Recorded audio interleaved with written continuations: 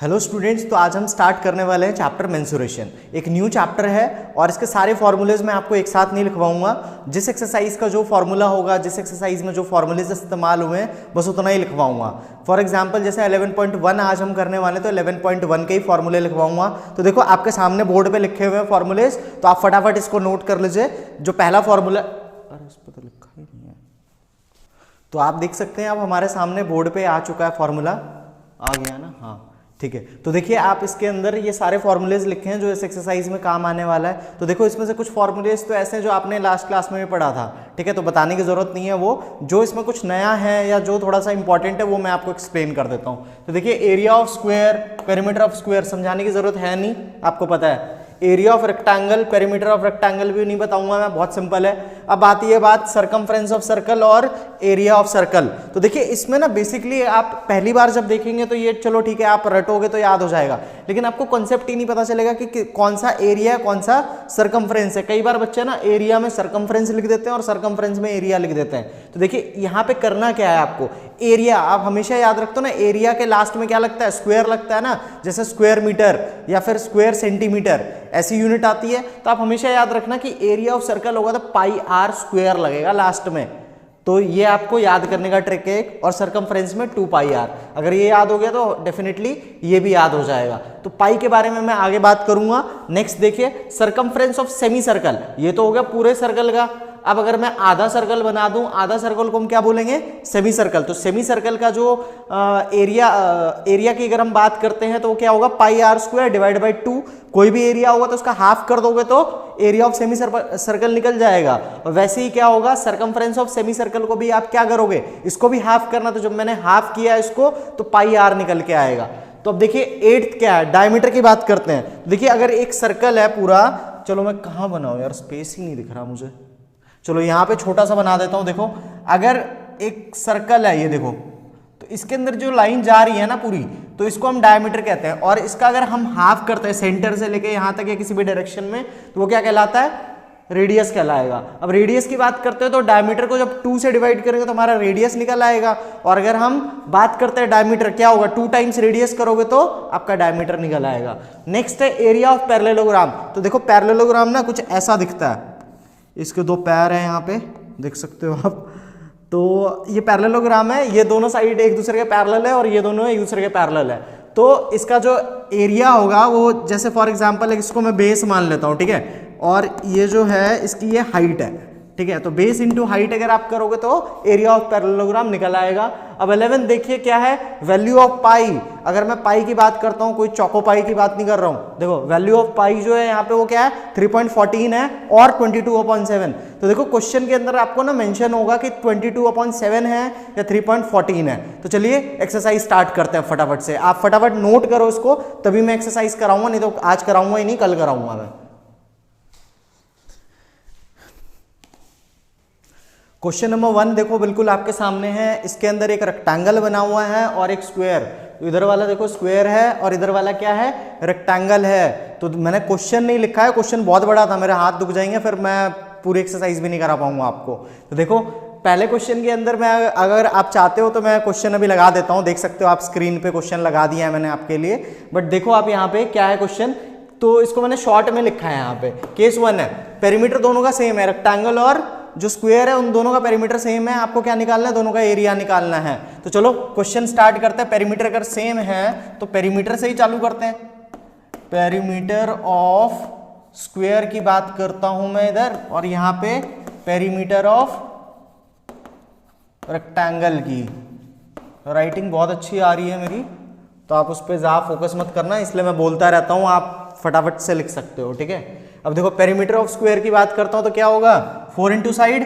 तो 4 into side क्या है हमारे पास यहाँ पे, 16, 4 इंटू 60 कितना हो गया, 6 4 जा 24, इतना मीटर आ गया, 240 मीटर।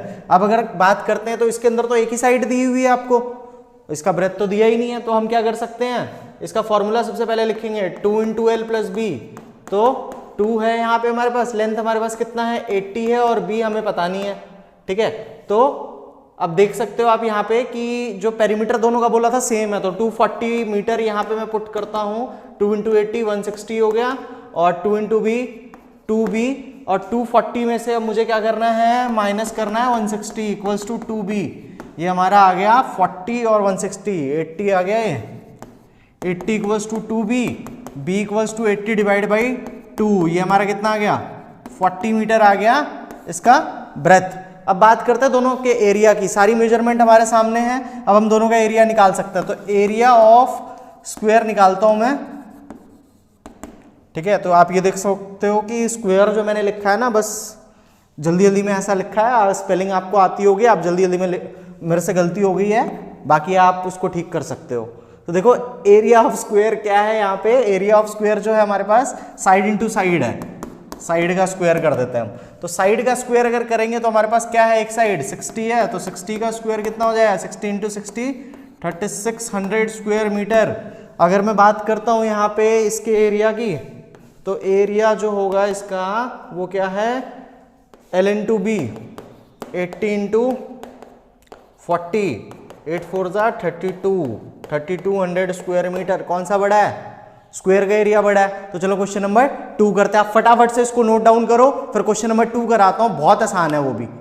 क्वेश्चन नंबर 2, तो देखिए क्वेश्चन नंबर 2 को भी मैंने बहुत शॉर्ट करके यहाँ पे जितना इन्फॉर्मेशन रिक्वायर्ड है वो मैंने बना दिया है यहाँ पे। बाकी आपके लिए मैं स्क्रीन पे थोड़ी देर के लिए चला देता हूँ, आप क्वेश्चन रीड कर लो इतने, बाकी मैं यहाँ पे देखो क्या है क्वेश्चन वो समझा देता हूँ आपको।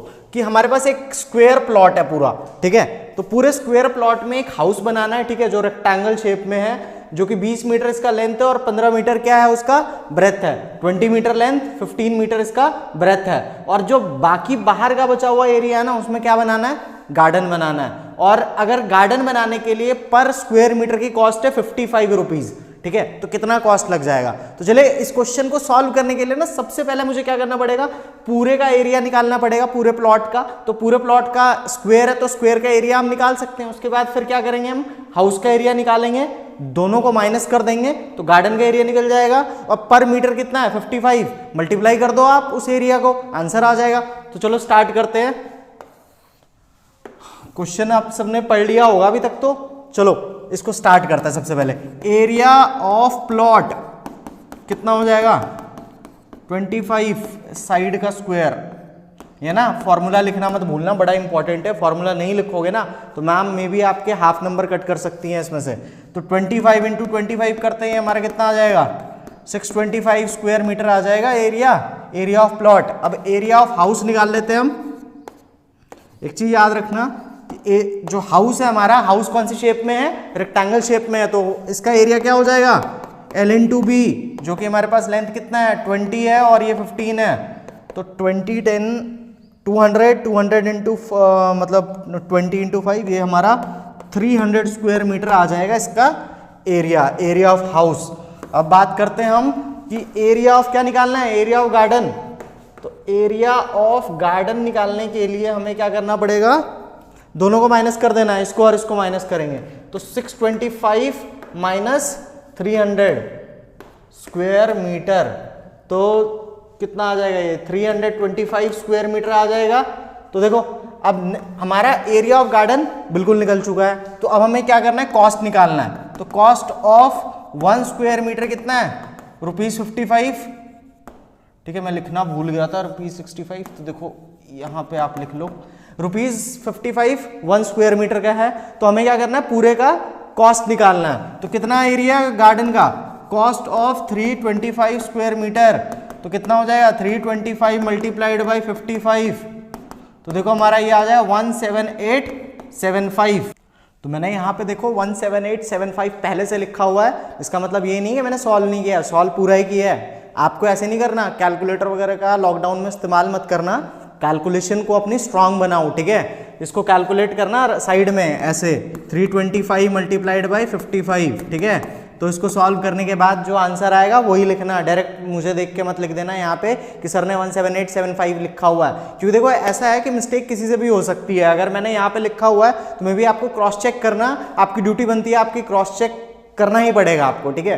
तो आप देख सकते हैं क्वेश्चन नंबर 3 बिल्कुल आपके सामने है, और सामने नहीं भी है तो देखो एक शॉर्ट फॉर्म में लिखा हुआ है मैंने, बाकी आपके सामने स्क्रीन पे चला देता हूँ। स्क्रीन तो नहीं बोलेंगे इसको, ग्रीन बोर्ड, हाँ ग्रीन बोर्ड पे चला देता हूं मैं, देखो आपके सामने।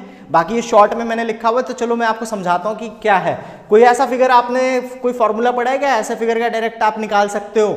नहीं निकलेगा ना, ना ये रेक्टेंगल है, ना स्क्वायर है, ना पैरेललोग्राम है, ना सर्कल है, ठीक है। तो दो फिगर इसके अंदर कंबाइंड आप देख सकते हो, यहां से लेके यहां तक तो क्या है, रेक्टेंगल है, और दो कोने में क्या है, सेमी सर्कल है। तो देखो इसके अंदर एक हिंट भी हमें दिया हुआ है, ये लाइन जो यहां से यहां तक है पूरी 20 है, ना कि ये यहां से यहां तक। यहां तक के लिए हिंट दिया हुआ है, वो कितना 13 मीटर है, आप देख सकते हो क्वेश्चन के अंदर, आप उसको सॉल्व कर लेना। बाकी ये यहां से यहां 7 मीटर है। तो चलो सबसे पहले इसका एरिया निकालते हैं हम।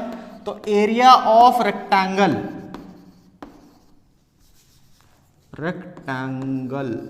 हाँ ठीक है, रेक्टेंगल कितना हो जाएगा, 13/7, तो ये कितना हो जाएगा, 91 स्क्वायर मीटर। तो अब देखो एरिया ऑफ सेमी सर्कल निकालते हैं। एरिया ऑफ सेमी सर्कल निकालने के लिए आप क्या करोगे, πr² डिवाइड बाई 2। लेकिन मैं यहाँ पे एक छोटी सी ट्रिक बताता हूँ, यहाँ पे बोथ सेमी सर्कल जब लिख दोगे ना, तो क्या हो जाएगा कि दोनों का दोनों एक कंप्लीट सर्कल बन जाएगा, बिकॉज दोनों का जो डायमीटर है और रेडियस है दोनों का दोनों सेम है। तो देखो यहाँ पे बोथ सेमी सर्कल का एक कंप्लीट सर्कल बनेगा, तो कंप्लीट सर्कल का फॉर्मूला क्या होगा, πr² लगेगा, ठीक है। तो रेडियस तो हमारे पास गिवन नहीं है, हमारे पास डायमीटर गिवन है, यहां से यहां तक कितना है, 7 है। तो 7 को डिवाइड बाई 2 कर दोगे तो इसका रेडियस निकल आएगा, ना कि इसमें पाई की वैल्यू भी गिवन नहीं है, तो 22/7 ले लेंगे, क्योंकि कैलकुलेशन हमारे लिए बहुत आसान हो जाएगी। तो देखो 22/7 इंटू कितना था, 7/2 और 7/2। तो अब ये देखो ये 11 हो गया, और ये 7 से 7 कैंसिल, तो 77 divide by 2 equals to 38.5 metre. तो टोटल एरिया कितना हो जाएगा इसका, ये देखो 91 प्लस 38.5, तो ये 5 हो गया, और 9 और 3 12, तो 129.5 स्क्वायर मीटर। तो इसका हमने एरिया निकाल लिया। अब करते हैं बात इसके पेरीमीटर की। तो देखो यहाँ पे हमारे पास पेरीमीटर क्या है, सबसे पहले हमें किसका निकालना पड़ेगा, दोनों सेमी सर्कल का। तो अब देखो पेरीमीटर होता क्या, पेरीमीटर होता है आउटर बाउंड्री ना पूरा, तो अंदर का तो ये और ये इंक्लूड नहीं करोगे ना आप। तो देखो सबसे पहले दोनों सेमी सर्कल का निकालते हैं। तो यहाँ पे circumference of both semi circle, तो एक कंप्लीट सर्कल का हो जाएगा जो कि 2πr हो जाएगा। तो 2πr अगर हम करेंगे तो 2 इंटू पाई की वैल्यू 22/7 और रेडियस है 7/2, तो इसको हमने कट किया तो 22 मीटर आ गया यहाँ पे। तो अब हमें किसका निकालना है, देखो ये यहां से लेके यहां तक हम निकाल चुके हैं और ये भी निकाल चुके हैं, तो हमारे पास बस ये लाइन और ये लाइन बच गई ना, 2 लाइन बची हुई है, तो इसको निकालना है हमें। तो देखो क्या करना पड़ेगा, पेरीमीटर ऑफ रेक्टेंगल, रेक्टेंगल की फिर से स्पेलिंग गलत, RECTANGLE, ठीक है। बाकी स्पेलिंग्स पे तो आप देख सकते हो, यहाँ पे जल्दी जल्दी में गलती हो जाती है। बाकी पेरीमीटर ऑफ रेक्टेंगल क्या होता है, 2 इंटू L प्लस बी होता है, लेकिन हमें और कुछ ये तो इंक्लूड करना ही नहीं है क्योंकि आउटर बाउंड्री है ना। तो ये क्या हो जाएगा हमारे पास, सिर्फ 13 प्लस 13 हो जाएगा, लेंथ और लेंथ ये कि 26 आ जाएगा यहाँ पे। अब हमें क्या करना है यहाँ पे, टोटल कितना हो जाएगा, ये 22 प्लस 26 48 मीटर। तो मुझे उम्मीद है ये क्वेश्चन बहुत अच्छे से समझ में आया होगा। तो चलिए क्वेश्चन नंबर 4 करते हैं।